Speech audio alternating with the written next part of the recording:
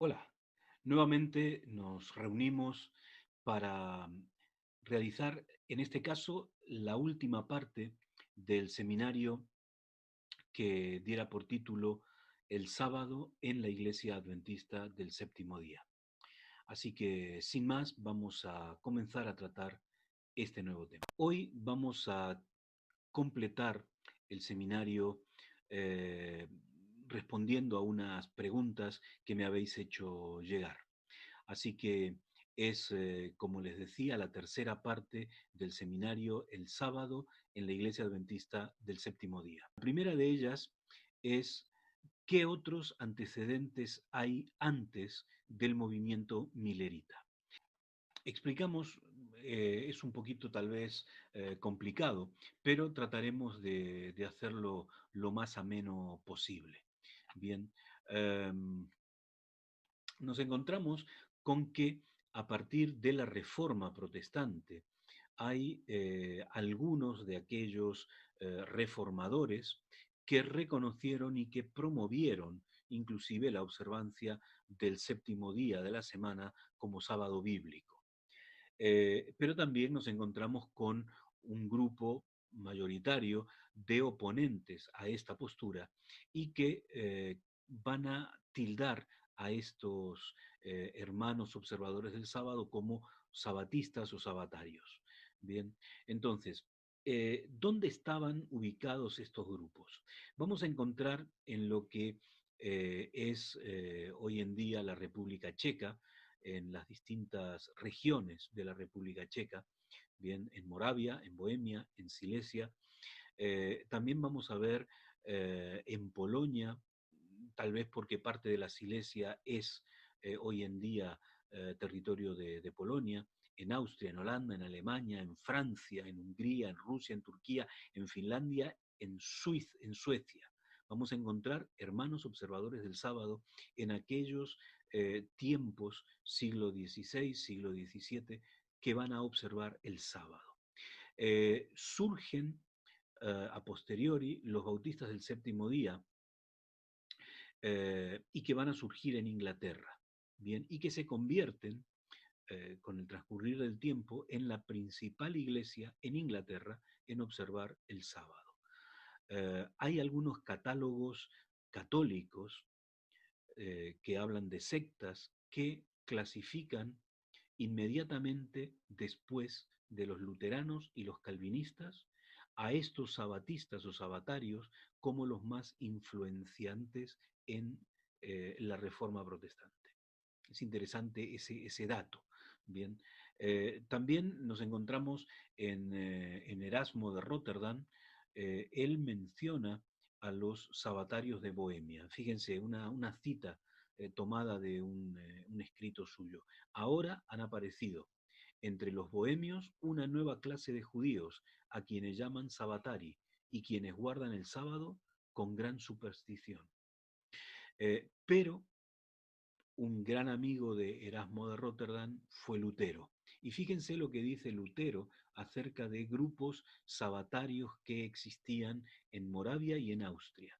En 1538, estamos hablando 20 años a posteriori de la Reforma, él escribe una carta, y fíjense cómo se llama esa carta.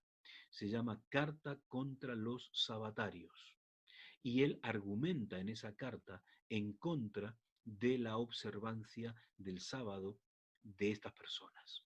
Bien, entonces decíamos que en Inglaterra surgen las iglesias bautistas del séptimo día.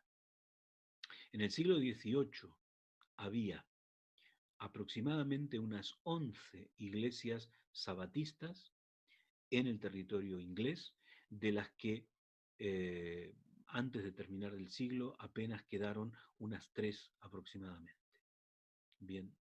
Hay otro dato que es muy interesante y que tiene que ver también con la antigua, o sea, con lo que hoy en día es Chequia, con la antigua Bohemia, porque hay allí un conde muy famoso, que es el conde de Sissendorf, que este hombre es uno de los precursores de la iglesia morava, los hermanos moravos, que van a dar origen a la iglesia menonita, que en 1738 escribe él acerca de la manera que él tenía de guardar el sábado, el conde Zinzendorf. Bien, él dice, yo he usado el sábado para descanso ya por muchos años y nuestro domingo para la proclamación del Evangelio. Y esto está tomado de un libro que se llama Bundesge Sanimiung. Bien, este conde Zinzendorf va a ir a las colonias americanas. Y cuando él llega a las colonias americanas, van a fundar una iglesia famosa, que es la iglesia de Betlem, la iglesia morava de Betlem, eh, que ellos comienzan a observar el sábado en tierras americanas y van a prosperar como grupo. Bien, eh, pero sin embargo nos cuentan que ya había en las colonias un pequeño grupo de alemanes que eran observantes del sábado y que estaban ubicados en la región de Pensilvania.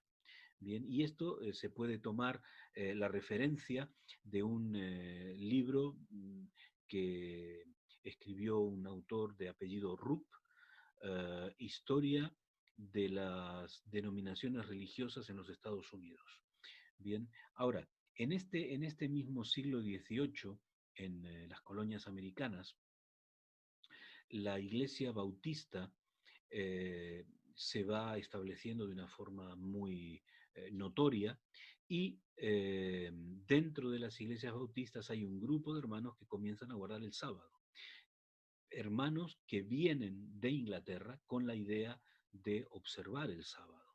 Y entonces se fundan dentro de las iglesias bautistas en las colonias americanas, se fundan iglesias observadoras del sábado. Y fíjense, el dato es un dato muy interesante. En Nueva York eh, se encuentra el centro de estas iglesias. Newport, Barona, Preston, Derrida y Scott. 4 iglesias en Pensilvania, 4 iglesias en Virginia, 5 iglesias en Ohio, 2 iglesias en Illinois, 6 iglesias en Wisconsin. Existían dentro de estas comunidades bautistas que observaban el sábado algunos grupos que no llegaban a ser iglesia, pero que tenían la costumbre de reunirse semanalmente para orar y para predicar. Bien, pero no estaban organizadas todavía como iglesias.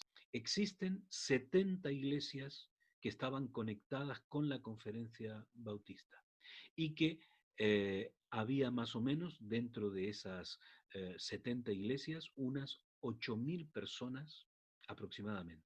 Y había más o menos 72 ministros ordenados, observadores del sábado. Entonces, se toma la decisión a posteriori de realizar una reunión anual de los bautistas del séptimo día en América, eh, pero esto también es en un periodo temprano, bien en el siglo XVIII. La finalidad era simplemente un intercambio amistoso de sentimientos, de estímulos, de edificación mutua. Bien, y existe también una iglesia que se llamaba la Iglesia de Dios, y parece ser que esta iglesia, al menos ellos, en algunas publicaciones realizadas por ellos dicen que había una gran cantidad de observadores del sábado dentro de su denominación, al punto que ya en 1860 deciden fundar la Iglesia de Dios del séptimo día. Bien, eh, como ven, 1860 es muy cercano a la fundación de la Conferencia General de los Adventistas del Séptimo Día. Yo creo que con esto es suficiente para responder a esta pregunta y entonces ahora vamos a pasar a una segunda pregunta. La segunda pregunta es la siguiente. ¿Cuándo comienzan a guardar el sábado los esposos White? ¿Sabéis? Cuando sucede el chasco el 22 de octubre de 1844, Elena White era una niña muy joven, tenía solamente 17 años, cuando recibe su primera visión, y ella es llamada a anunciar lo que ella había recibido de parte de Dios. Y esto la va a llevar a que tenga que desplazarse, porque en otros lugares también querían escuchar lo que ella tenía que decir. Y entonces comienza a viajar con Jaime White, pero ambos jóvenes y ambos solteros. Ellos deciden casarse y se casan el 30 de agosto de 1846. Nosotros sabemos, porque ellos lo comentan, que comienzan a guardar el sábado en el otoño de ese mismo año, 1846. Estamos hablando que si ellos se casan a final de agosto, septiembre, octubre, tal vez noviembre como mucho, 3 meses después de su boda, ellos comienzan a guardar el sábado. Ahora, sí es importante que nosotros remarquemos un elemento que es, creo, fundamental. Eh, Ellos no comienzan a guardar el sábado porque Elena haya tenido una visión. Ellos comienzan a guardar el sábado por la influencia del capitán Bates. Recordemos que el capitán Bates había escrito un folleto acerca del sábado y ese folleto comenzó a repartirse también por el contacto personal directo de ellos con el capitán Bates. Ahora bien, hay una tercera pregunta. La tercera pregunta es, ¿fue fácil la aceptación del sábado dentro del grupo de nuestros pioneros? En realidad es una pregunta muy interesante. El capitán Bates le da el mensaje del sábado. En primer lugar, ¿se acuerdan aquel hermano James Monroe Hall que se encuentra en el puente que cruzaba a la ciudad de Fairhaven donde él vivía? Él influye en los hermanos White, él influye también en Ira Edson, en Crozier, en Hahn, en ahora personas no mencionadas hasta el día de hoy. Albert Belden. Este Albert Belden va a jugar un papel muy importante en este tema. Luego, el hermano E.L.H. Chamberlain. Este hombre también va a jugar un papel muy importante. Y otro también de aquellos pioneros muy conocidos era el hermano Otis Nichols. Bien, entonces, fíjense, existe un instrumento muy importante para la formación de las doctrinas que posteriormente serán las doctrinas adventistas del séptimo día, y para unificar a todos estos hermanos que estaban tan separados los unos de los otros en un mismo cuerpo doctrinario. El hermano Chamberlain va a citar a los hermanos para que se congreguen en unas conferencias. A posteriori, estas conferencias se las va a conocer con el nombre de conferencias sabatistas. Bien, entonces, esta primera conferencia se va a realizar en casa del hermano Belden y van a asistir más o menos unas 50 personas. Y entonces allí uno de los temas que se va a tratar es el sábado y va a quedar determinado que el sábado es el Shabbat bíblico y que los cristianos tenemos la responsabilidad de observar el cuarto mandamiento de la Biblia como Shabbat bíblico. Esto está sucediendo en el año 1848. En total se van a realizar 6 conferencias en ese año. Estas conferencias son fundamentales para el desarrollo de nuestro doctrinario, pero fundamentalmente para el sábado, porque a partir de la primera ya, el sábado queda determinado como doctrina de nuestro movimiento, que va a dar a posteriori el origen de nuestra iglesia. Tenemos que recordar siempre que el sábado no entra en el adventismo por medio de Elena White